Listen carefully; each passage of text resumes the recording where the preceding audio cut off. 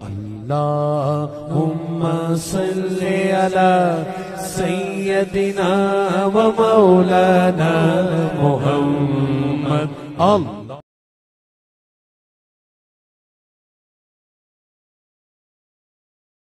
پیش کرنے کے بعد واجب الاحترام ذوی الاحتشام برادران اسلام السلام علیکم ورحمۃ اللہ وبرکاتہ۔ سورہ المائدہ سے چند آیات آپ کے سامنے تلاوت کرنے کا شرف حاصل کیا، انہی کے ضمن و ذیل میں کچھ باتیں آپ کے گوش گزار کروں گا۔ اللہ تعالی میری زبان پہ کلمت الحق جاری فرمائے۔ ارشاد فرمایا، یا ایھا الذین آمنوا، اے اہل ایمان، لا تتخذوا الیہود والنصارى اولیاء، یہودیوں اور عیسائیوں کو دوست نہ بنانا۔ بعضهم اولیاء بعض، یہ ایک دوسرے کے دوست ہیں، تمہارے دوست نہیں ہیں بلکہ یہ ایک دوسرے کے دوست ہیں۔ ومن یتولہم منکم فإنہ منہم، اور جس نے تم میں سے ان کے ساتھ دوستی اختیار کی، فإنہ منہم، بے شک وہ انہی میں شمار ہوگا۔ ان اللہ لا یہدی القوم الظالمین، بے شک اللہ تعالی ظالم قوم کو ہدایت نہیں دیتا۔ یہود و نصارہ کے ساتھ دوستی اور محبت کی جو پینگیں چڑھانے کے لیے لوگ بےتاب نظر آتے ہیں، انہیں کان کھول کر ان آیات کو سننا چاہیے، پڑھنا چاہیے۔ متعدد مقامات پہ اس مضمون کو بیان فرمایا گیا۔ سورہ الممتحنہ کے اندر ارشاد فرمایا، یا ایھا الذین آمنوا لا تتخذوا عدوی وعدوکم اولیاء، اے ایمان والو میرے اور اپنے دشمنوں کو کبھی بھی دوست نہ بنانا۔ وہاں بھی دوستی کی ممانعت کر دی گئی۔ سورہ المجادلہ کے اندر اور کئی مقامات پر اللہ تعالیٰ نے واضح احکام اس بارے میں ارشاد فرمائے۔ یہود و نصارہ کے ساتھ اور اس کے علاوہ دیگر جو کفار ہیں سب کے ساتھ دوستی کی ممانعت ہے۔ ایک ہے معاملات اور ایک ہے موالات۔ کفار کے ساتھ معاملات جائز ہیں لیکن موالات جائز نہیں، دوستی جائز نہیں۔ جو مرتدین ہیں ان کے ساتھ موالات بھی جائز نہیں ہیں اور معاملات بھی جائز نہیں ہیں۔ اہل اسلام کے ساتھ دوستی لگانے کا حکم دیا گیا۔ حضور علیہ السلام نے ارشاد فرمایا، المرء علی دین خلیلہ فلینظر من یخالل، ہر شخص اپنے دوست کے دین پہ ہوتا ہے تو اسے دوستی لگانے سے قبل دیکھ لینا چاہیے وہ کس سے دوستی لگا رہا ہے۔ اور ایک دوسری حدیث کے بابرکت کلمات ہیں، التمس الجار قبل الدار والرفیق قبل الطریق، گھر خریدنے سے پہلے ہمسایہ دیکھ لو اور سفر کرنے سے پہلے ہم سفر دیکھ لو۔ بندہ جن لوگوں کی صحبت اور سنگت اختیار کرتا ہے تو ان کی صحبت کا رنگ بندے کے اوپر ضرور چڑھتا ہے۔ اس لیے آقا کریم علیہ السلام نے ارشاد فرمایا کہ تمہاری دوستی مسلمانوں کے علاوہ کسی اور سے نہیں ہونی چاہیے اور تمہارا کھانا متقی کے علاوہ کوئی اور نہ کھائے۔ یعنی جب تم دعوت کرو تو اہل تقوی کو اپنی دعوت پہ بلاؤ تاکہ تمہارے گھر میں برکت بھی ہو اور تمہارا کھانا اس کا صحیح مصرف بھی ہو۔ آج میں اور آپ اپنے آپ کو دیکھ سکتے ہیں کہ ہم کہاں کھڑے ہیں۔ نماز میں روزانہ دعائے قنوت پڑھتے ہوئے ہم کہتے ہیں وَنَخْلَعُ وَنَتْرُكُ مَن يَفْجُرُكَ، اے اللہ جو تیرے حکموں کو توڑے گا، تیری نافرمانی کرے گا، ہم اس کو ترک کر دیں گے، اس سے کوئی تعلق نہیں رکھیں گے۔ لیکن جس طرح ہم نماز باقی ساری مسجد میں چھوڑ گئے تو اسی طرح ہم یہ بھی مسجد میں چھوڑ جاتے ہیں اور باہر نکل کے کبھی بھی ہم نے اپنے کہے ہوئے کا لحاظ اور پاس نہیں رکھا، جبکہ ہم یہ روزانہ ہر روز اپنی نماز وطروں کے اندر یہ دعا پڑھتے ہیں اور اپنے رب سے یہ عہد کرتے ہیں کہ جو تیرے نافرمان ہیں، تیرے حکموں کو توڑتے ہیں، ہمارا ان سے کوئی تعلق نہیں ہوگا۔ تو آقا کریم نے فرمایا کہ تمہاری دوستی صرف مسلمانوں سے ہو اور تمہارا کھانا متقی کے علاوہ کوئی اور نہ کھائے، بلکہ فرمایا ان کے بارے میں کہ جب تمہیں ملے تو ان کے ساتھ سلام میں پہل نہ کرو اور جب ان کے ساتھ راستے میں چلنا ہو تو تنگ راستے پہ چلنے پہ انہیں مجبور کر دو۔ تو ان لوگوں کے ساتھ دوستی اور محبت کا رشتہ، اس کی شرح کوئی گنجائش نہیں ہے، اور قرآن مجید کی نصوص قطعیہ اس پہ موجود ہیں۔ اسلام نے اپنے ماننے والوں کو اس بات کی ترغیب دی کہ ان سے دور رہو، کہیں ان کی صحبت کا رنگ تمہیں نہ چڑھ جائے، بلکہ ان کی نفرت کی ترغیب دلائی۔ ایک روایت کے کلمات ہیں، فرمایا کہ اگر صدقہ دینے کے لیے کچھ نہ ہو فَلْيَلْعَنِ الْيَهُودَ، تو یہودیوں پر لعنت بھیجو، اللہ تمہیں صدقے کا ثواب عطا فرما دے گا۔ چونکہ یہود بدترین دشمن ہے اسلام کے، اور انہوں نے ہر دور میں اسلام اور اہل اسلام کے خلاف سازشوں کے جال بنے۔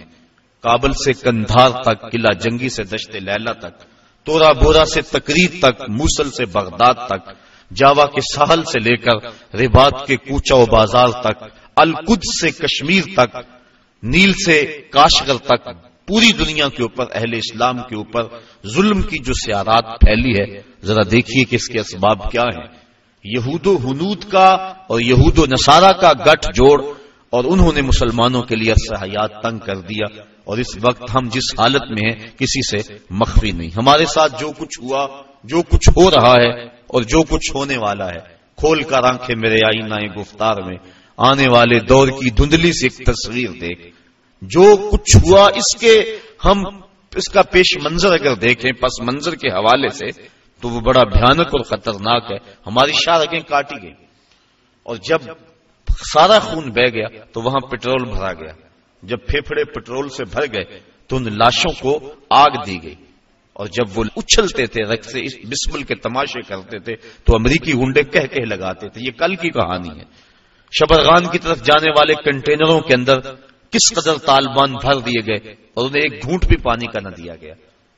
اور بتاتے ہیں کہ جب پیاس کی شدت ہوئی تو وہ ایک دوسرے کا پسینہ چاٹتے تھے، اور جب شبرغان جا کے کنٹینر کھولے گئے تو 3 یا 4 افراد کے علاوہ باقی سارے جو سینکڑوں کی تعداد میں تھے وہ موت کی گھاٹ اتر چکے تھے۔ وہ تو ہمارے ساتھ یہ سلوک کریں اور ہم ان کے ساتھ دوستی کی پینگیں بڑھائیں، یہ قطعاً گنجائش نہیں ہے۔ اسلام نے واضح طور پہ ہمیں پیغام اور حکم دیا، اور قرآن کے الفاظ اور قرآن کے بابرکت حروف ہمیں نور دے رہے ہیں اور ہمیں زندگی گزارنے کا ڈھب دے رہے ہیں۔ یا ایھا الذین آمنوا، اے ایمان والو، لا تتخذوا اليہود والنصارى اولیاء، یہود و نصارہ کو کبھی بھی دوست نہ بنانا۔ بعضهم اولیاء بعض، یہ ایک دوسرے کے دوست ہیں۔ ومن یتولہم منکم، تم میں سے جو ان کے ساتھ دوستی رکھے گا، فإنہ منہم، تو اس کا شمار انہی میں سے ہوگا۔ اس کے طور طریقے، اس کی عادتیں، اس کی زندگی کا ڈھب ان کے مطابق ڈھل جائے گا، کیونکہ دوستی کا نتیجہ یہ ہے المرء علی دین خلیلہ، بندہ جس کا دوست ہو تو اس کا مذہب اور اس کے خیالات اور اس کی عادات ضرور اپنا لیتا ہے۔ اس لیے روکا گیا کہ برے بندے کی صحبت سے بچا جائے۔ علامہ رومی کہتے ہیں تا توانی دور شو از یار بد، یار بد بدتر بود از مار بد، کہا جہاں تک ہو سکے برے کی صحبت سے بچ، کہا برے کی صحبت برے سانپ سے بھی زیادہ خطرناک ہے۔ پھر فرمایا اگر سانپ لڑ جائے تو انسان کی موت واقع ہو جاتی ہے، زندگی کو خطرہ ہے، اور اگر برا یار لڑ جائے تو ایمان کو بھی خطرہ ہوتا ہے۔ اس لیے ان لوگوں کی صحبت سے دور رہنا اور نفور رہنا اس کی ہی ترغیب دی گئی ہے۔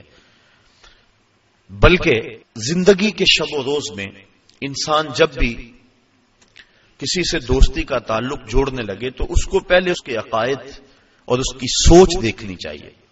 حضرت علی المرتضیٰ رضی اللہ تعالیٰ عنہ کے قول کے مطابق 15 سال سے لے کر 20 سال تک کی جو عمر ہے یہ انتہائی اہم عمر ہے، اور اس عمر کے اندر اپنی اولاد پر خصوصی نگہداشت رکھنے کی ضرورت ہے کہ ان کی صحبت، مجلس اور دوستی کسی برے شخص سے نہ ہونے پائے۔ ساری زندگی انسان کی جو ہوتی ہے وہ ان 5 سالوں کے اندر ترتیب پاتی ہے، پوری زندگی پر ان 5 سالوں کی صحبتوں کی چھاپ رہتی ہے۔ اس لیے ہمیں پوری شدت اور کوشش کے ساتھ اور محنت کے ساتھ ان ایام میں اپنی اولاد جب ان ایام سے گزر رہی ہو تو ان کی صحبت اور سنگت کو دیکھنا چاہیے، آنکھیں بند کر کے نہ بیٹھ جائیں، بلکہ دیکھیں کہ ہماری اولاد کہاں بیٹھتی ہے اور کہاں اٹھتی ہے۔ بلکہ اولاد ابھی عمر کے اس حصے میں ہے کہ اپنے نفع نقصان کو نہیں جانتی، ان کے لیے ترجیحات خود مقرر کریں۔ اور اچھے دوست اور اچھے لوگ اور اللہ والے لوگ تلاش کر کے ان کی مجالس کے اندر ان کو خود بٹھا کے آئیں تاکہ ان کی برکات ان کو نصیب ہوں. ورنہ اگر یہ دن ان کے برباد ہو گئے تو ساری زندگی ان کی برباد ہو جائے گی. تو دوستی تعلق اچھے لوگوں کے ساتھ ہی یقیناً فائدہ بخش ہوتا ہے. آقا کریم علیہ السلام نے اس کو ایک مثال سے سمجھایا. فرمایا اچھے بندے کی صحبت کی مثال خوشبو بیچنے والے کی طرح. کہا 3 چیزوں میں سے ایک چیز ضرور ہوگی. یا تو وہ اسے خوشبو کا تحفہ دے دے گا کیونکہ اس کے پاس خوشبو وافر ہے, کچھ اسے دے دے گا بغیر کسی پیسے کے, اور یا یہ خوشبو سے لے لے گا. اور فرمایا یا نہ وہ دے گا اور نہ یہ لے گا, لیکن جب تک بیٹھا رہے گا خوشبوؤں میں بسا رہے گا, اس کے مشام جام معطر رہیں گے. اور برے بندے کی صحبت کو ایک مثال سے سمجھاتے ہو فرمایا کہ جس طرح لوہار کی بھٹی ہوتی ہے, یا تو کوئی چنگاری اڑ کر اس کے کپڑوں پہ پڑے گی اور کپڑے جل جائیں گے, بدن کے جلسنے کا اندیشہ بھی ہے, اور اگر یہ نہیں تو کم از کم جتنی دیر تک بیٹھا رہے گا اس کے دھوئیں سے اور اس کے تعفن سے اس کو تکلیف پہنچتی رہے گی. اس لیے اچھے بندے کی صحبت کا رنگ اپنا ہے. حضرت شیخ سعدی شیرازی فرماتے ہیں کہ میں ایک حمام میں گیا, ایک مٹی تھی وہاں پڑی ہوئی تھوڑی سی, میں نے دیکھا اس سے خوشبو آ رہی ہے. میں نے کہا تو مشک ہے, انبر ہے, تیرے سے خوشبو آ رہی ہے. اس مٹی نے کہا ہوں تو میں مٹی, مجھے اپنی اوقات اچھی طرح یاد ہے, میں مٹی ہوں, میری ذات مٹی ہے, لیکن میرے اندر سے جو خوشبو تمہیں آ رہی ہے اس کی وجہ یہ ہے چند دن تک میں پھول کے قدموں میں بیٹھی رہی. جمال ہم نشیں در من اثر کر وگر نہ من ہما خاکم کے ہستم. میرے ہم نشیں کا جمال میرے اندر سرایت کر گیا, اثر کر گیا, ورنہ مجھے اچھی طرح یاد ہے کہ میری اوقات کیا ہے اور میں ہوں مٹی ہی, لیکن پھول کی صحبت نے مجھے یہ چمک اور یہ روشنی اور یہ اجالے دے دیے کہ میں آج جو ہے وہ خوشبو دے رہی ہوں. تو اچھے بندے کی صحبت یقیناً بندے کو اچھا کرتی ہے. صحبت سالے تورا سالے کند, صحبت تالے تورا تالے کنند. تو یہود و نصارہ کی صحبت یقیناً مسلمانوں کا سب کچھ لوٹ لے, اس لیے منع فرمایا خبردار ان کے قریب نہ بیٹھنا, ان سے دوستی نہ لگانا. ہاں ان سے کاروبار کرنا جائز ہے, لیکن ایک ایک لمحہ تمہارے ذہن میں یہ بات ہونی چاہیے کہ ہم ان کے دشمن ہیں اور یہ ہمارے دشمن ہیں. اگر یہ بات رہے گی تو ان کی صحبت بد کے اثرات ظاہر نہیں ہوں گے, لیکن اگر دوستی کا رنگ چڑھنے لگے گا ان ملاقاتوں کو تو نتیجتاً یہ ہے کہ دین ایمان سب کچھ برباد ہو جانے کا اندیشہ ہے. اس لیے منع فرما دیا کہ ان سے دوستی نہ لگانا. بے شک جس نے ان سے دوستی لگائی وہ انہی میں سے شمار ہوگا. بے شک اللہ تعالی ظالم قوم کو ہدایت نہیں عطا کرتا. فَتَرَى الَّذِينَ فِي قُلُوبِهِم مَّرَضٌ يُسَارِعُونَ فِيهِمْ, وہ لوگ جن کے دلوں میں بیماری ہے, نفاق کی بیماری ہے. یسارعون فیہم, وہ ان کی دوستی میں سرعت کرتے ہیں, جلدی کرتے ہیں, بھاگ بھاگ کر ان سے تعلق جوڑنا چاہتے ہیں.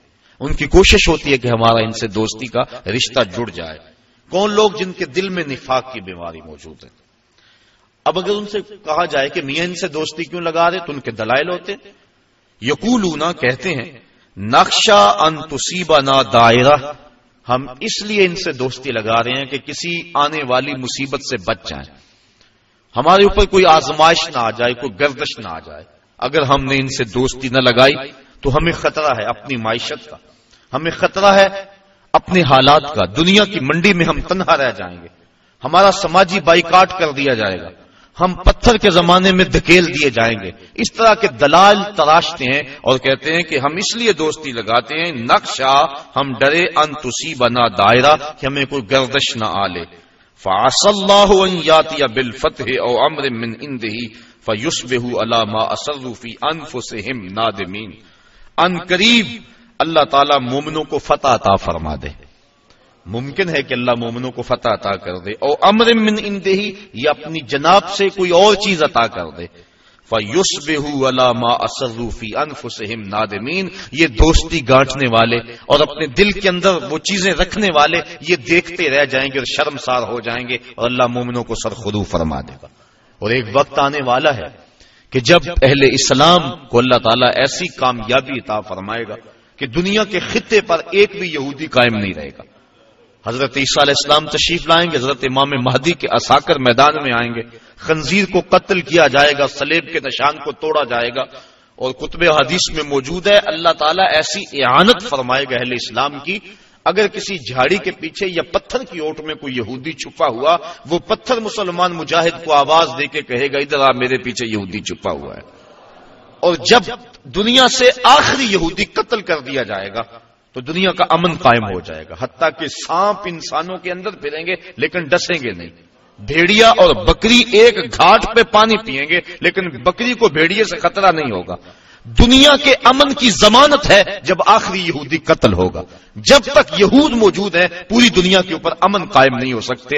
امن کی بربادی کا سبب مسلمان دہشت گرد قرار دیے جا رہے ہیں، لیکن حقیقت یہ نہیں ہے. مسلمان تو اپنی بقا کی جنگ لڑ رہے ہیں، مسلمان دہشت گرد نہیں ہوتا. یہ تو امن کا متوالا ہے، یہ تو امن کا درس دینے والا ہے. پوری دنیا کے اوپر جو فساد ہے وہ یہود کی وجہ سے ہے، اور جب یہودی ختم ہو جائیں گے خاص کم جہاں پاک تو پوری دنیا کے اوپر امن کے سویرے طلوع ہونے لگیں گے. تو اللہ تعالیٰ جل شانہ مومنوں کو وہ دن ضرور دکھائے گا.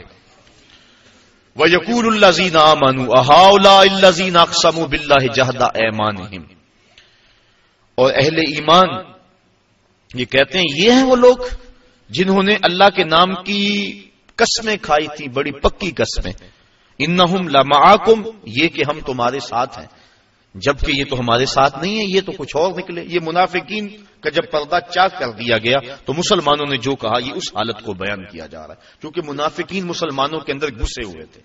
آقا کریم علیہ السلام کی ستر پوشی کی عادت تھی اور آقا کریم نہیں چاہتے تھے کہ ان کو رسوا کریں. اب انہوں نے سمجھا کہ شاید نبی کو پتہ ہی نہیں، یہ جانتا نہیں ہے، ہم ان کے اندر رہتے اور نبی کو پتہ ہی نہیں، بلکہ انہوں نے باتیں کرنا شروع کر دی. یوں آسمانوں کی خبریں تو دیتے، ہمارا تو پتہ ہی نہیں ہے. آقا کریم تو پردہ پوش تھے، انہوں نے تانا زنی علم پہ کر دی. آقا کریم ایک دن منبر پہ تشریف فرما ہوئے، فرمایا مجھے پتا چلا ہے کچھ لوگ میرے علم پہ اعتراض کرتے ہیں. فرمایا پوچھو، جو پوچھو گے بتاؤں گا. ایک شخص نے عرض کی من ابی یا رسول اللہ، آقا میرا باپ کون ہے؟ اب اس کے باپ کا تعارف تھا کہ فلاں باپ ہے، لیکن اس کا حقیقی باپ وہ نہیں تھا، باپ کوئی اور تھا. اس کے علم میں تھا، اس کو پتا تھا کہ حضور جو میرا ظاہر باپ ہے وہی بتائیں گے، لیکن آقا تو جانتے تھے. فرمایا ابو کا حذافہ، تیرا باپ وہ نہیں جو لوگ کہتے ہیں، تیرا باپ تو حذافہ ہے. ایک نے کہا میرا ٹھکانہ کیا ہے؟ کالا انت فی النار، کہا تو جہنمی ہے.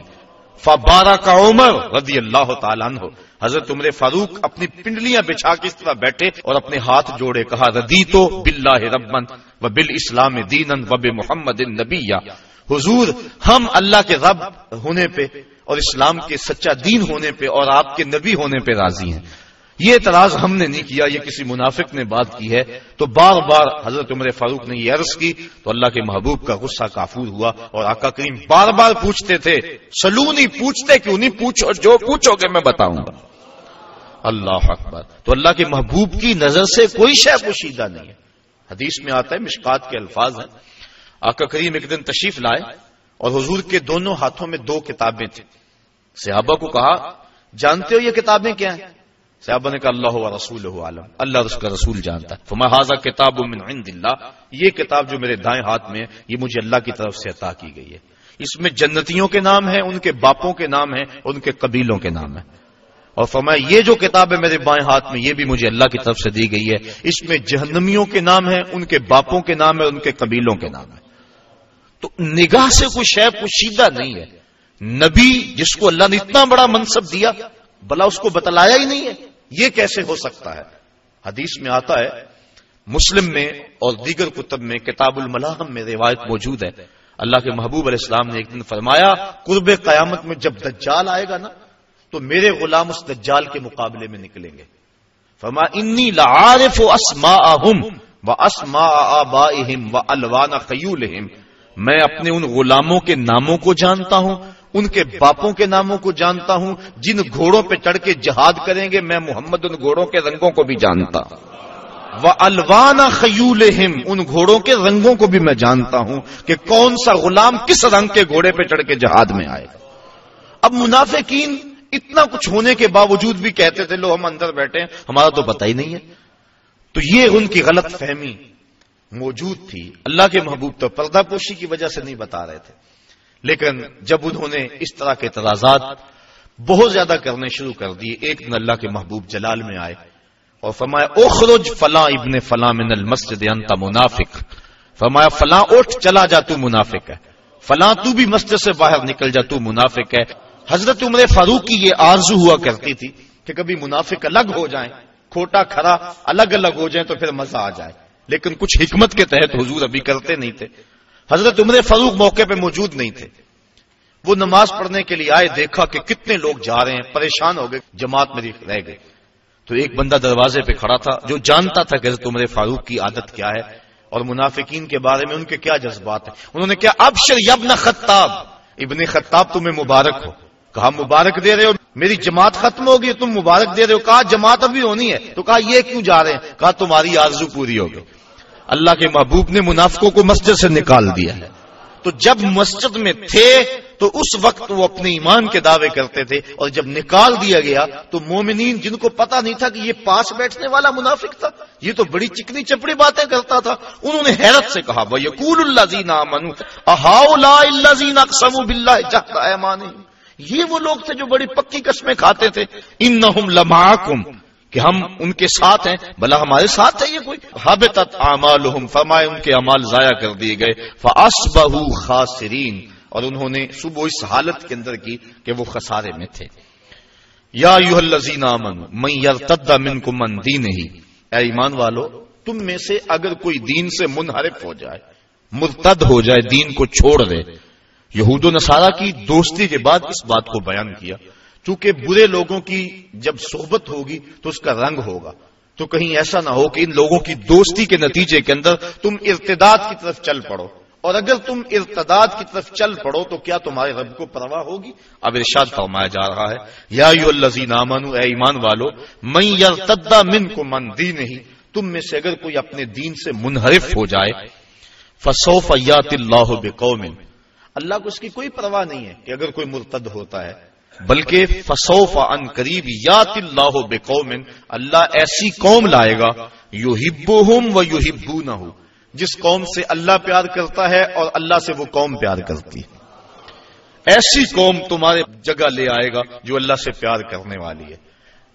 قل ان کنتم تحبون اللہ فاتبعونی یحببکم اللہ، ارشاد فرمایا گیا اگر تم اللہ سے پیار کرتے ہو، اب محبوب کہہ دو کہ میری اتباع کرو، جب میری اتباع کرو گے تو اللہ تم سے پیار کرے گا۔ وہاں یہ ہے بندے کا پیار مقدم اور مالک کا پیار بندے کے ساتھ، اس کو مؤخر بیان کیا گیا، لیکن یہاں فرمایا گیا کہ ایسی قوم لائے گا کہ جس سے اللہ پیار کرتا ہے، جب اللہ پیار کرتا ہے تو وہ قوم بھی پیار کرتی، یعنی اللہ کے پیار کو مقدم رکھا گیا۔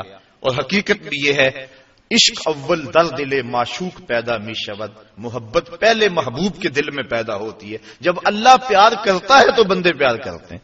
حضرت حسن بصری رضی اللہ تعالیٰ عنہ فرمانے لگے جلدی جلدی مصلی بچھاؤ، میرا رب مجھے یاد کر رہا ہے تو میں بھی چاہتا ہوں کہ میں اسے یاد کروں۔ تو کہا مریدین نے حضرت آپ کو کیسے پتا ہے کہ آپ کا رب آپ کو یاد کر رہا ہے؟ کہا میرے دل میں اس کی یاد آ رہی ہے، تو وہ یاد کر رہا ہے تو مجھے یاد آ رہی ہے۔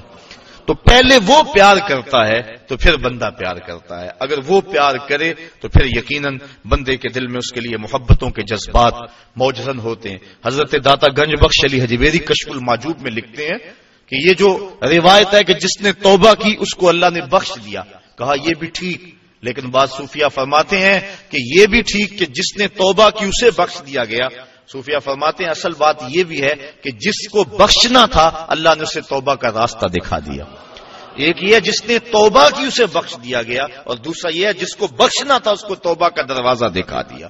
اس لیے اللہ جس سے محبت کرتا ہے تو وہ اللہ سے پیار کرتا ہے۔ تو یہ توفیق مل جانا کہ بندہ جو ہے وہ اللہ کی یاد میں بیٹھے، تو سمجھو کہ ہمارا رب ہمارے اس بیٹھنے کو قبول کر رہا ہے۔ وہ کیا کسی نے کہا نا میری توفیق بھی تیرے کرم کا صدقہ، یہ قدم اٹھتے نہیں اٹھائے جاتے۔ تو اللہ اگر اپنی یاد کی کسی کو توفیق دے دے تو یقیناً یہ اس کی کرم نوازی۔ آگے فرمایا اذلۃ علی المؤمنین عزۃ علی الکافرین، ان کی ایک نشانی تو یہ ہے کہ اللہ ان سے پیار کرتا ہے اور وہ اللہ سے پیار کرتے۔ دوسری نشانی اذلۃ علی المؤمنین عزۃ علی الکافرین، وہ مومنوں پر نرم ہیں اور کافروں پہ سخت ہیں۔ ایسی قوم پیدا کرے گا جو کافروں پر سخت ہوگی اور مومنوں پہ نرم ہوگی۔ ہو حلقہ یاراں تو بریشم کی طرح نرم، رزق میں حق و باطل ہو تو فولاد ہے مومن۔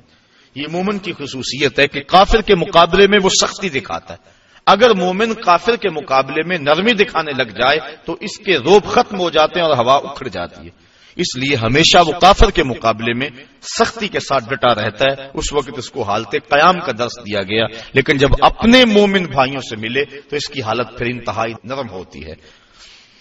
مسافے زندگی میں سیرت فولاد پیدا کر، اقبال نے کہا تھا مسافے زندگی میں سیرت فولاد پیدا کر، شبستان محبت میں حریر و پرنیاں ہو جا، گزر جا بن کے سیلے تند رو کو ہو بیاباں سے، گلستہ راہ میں آئے تو جوئے نغمہ کہاں ہو جا.